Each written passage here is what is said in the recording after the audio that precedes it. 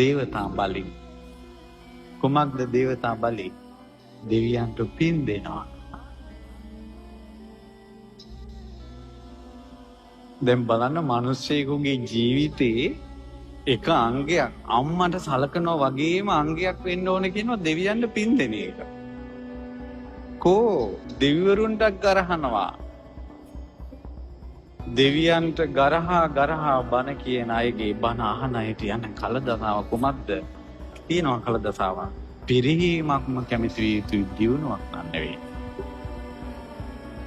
ඒකට මම උදාහරණ කතාවක් කියන්නම්. මේ දෙවියන්ට පින් දෙන එක.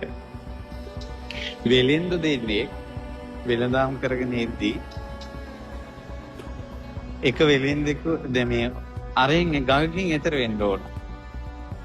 එතකොට ඒ ගඟේ පාරුව මේ පැත්තට එන අතරතුර අර මිනිස්සේ දෙන්න කෑම කාලා වෙලෙන්දු දෙන්න එක වෙලෙන්දේ කෑම ටිකක් කාලා මේ ගඟට දැම්ම මාළුන්ට. දාලා හිතුවා මේ මාළුන්ට කෑම දාපු පින මේ ගංගා දේවතාව අනුමෝදන් වේවා. ඒකට එහෙම කියනකොටම අර ගංගේ දේවතාවට ඒක දැනුණා. සතුටු වුණා. දැන් ඔන්න අර වෙලෙන්ද දෙන්න ඔරුව එනකල් හාන්සි වෙලා ඉන්නවා. අර කෑම දාපු වෙලෙන්දට නිින්ද ගියා. අනිත් වෙලෙන්ද ගාව තමයි තිබ්බේ කාටි පොදිය. දෙන්න එකතු වෙලා මේ බිස්නස් කරපු එකේ. ඔහු කුමක්ද කළේ? කාසි තිබ්බ බෑග් වගේම බෑග් එකට ගල් කැට ටිකක් දාලා ඉනේ ගහගත්තා. මේ පැත්තේ කාසි පොදිය තියෙනවා අනිත් පැත්තේ ගල් කැට පොදිය තියෙනවා. දැන් ඔන්න ඔරුව ආව ඔරුවේ නැගිටලා යන ගමන් ඔරුව හෙල්ලෙන අතරේ අර ගල් කැට එක දාලා සල්ලි නැති වුණා කියන්නයි ඕනනේ කාසි නැති වුණා කියන්නයි. ඇත්තටම දැම්මේ කහවණු තිබ්බ එක. ගඟට දැම්මා. මෙන්න නැති වුණා කහවණු අනිත් ඊට පස්සේ අර මිනිස්සෙක් මොනවා කරන්න දෙති.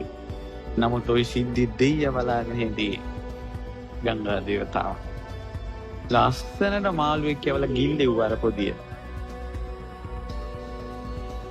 මේ දෙවියන්ට පින් දීමේ වෙන දේවල්.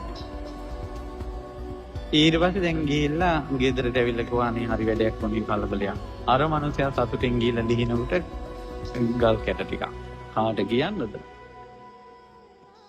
මාළුවා දැලකට අහුණා. දැන් දැලට අහුවිලා මාළුවා විකුණනවා. විකුණද්දී මහා මාළුවා සාමාන්‍යයෙන් මේ පුංචි ගාන අපි කියමු මේ අඩමස්සයි කියලා. ඉතින් මේ අර වෙලේ අර මාළුවා ඉන්නේ කෙනාට කියවෙනවා මේ කහවණු 100යි අඩමස්සයි කියලා. කවුද ඒ මාළුවෙක් එහෙම ගන්නෙ?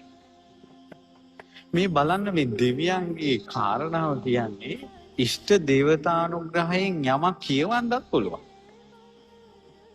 ඒ වගේම තමයි මේ ලෝකේ අඳුරු බලවේග වලින් මිනිස්යාගේ ඇඟේ වචන වලින් කියවන්න පුළුවන් මිනිසුන්ට වචන. මේ ලෝකේ අඳුරු බලවේග වලින් මිනිස්යාගේ කටෙන් වචන කියවන්න පුළුවන්. මේ කියෙව්වේ අපට කහවණු 100යි කියලා. කවුරුත් ගන්න මාළුවා වීදියේ විකුණාගෙන යනකොට අර ගෙදෙට්ට ආවා. අර ගෙදෙට්ට ආපු ගමන් කිව්වා ආඩ කහවණුයි කියලා. ඊට පස්සේ දීලා ගත්ත අර මනුස්සයෙක් හරි පුදුමයි මෙච්චර වෙලාවක් මම මේක ලොකු ගානකට ගියා හිටියේ ඔබට මේ අඩු ගානක් කියවුණා. හරි යන්නේ කියලා යවුවා.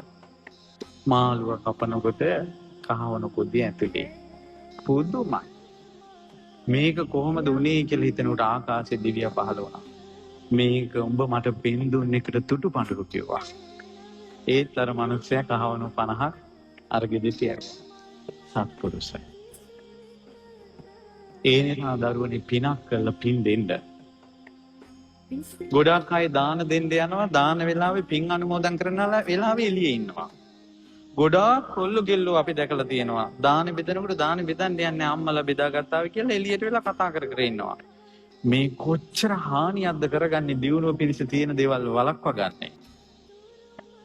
ඒ නිසා පිනක් කරලා ඒ පින දෙවියන්ට දෙනේවා පුරුදු වෙන්න. ඉතින් ඒක පුරුදු වෙන්න දෙවියෝ විශ්වාස කරන්න එපා.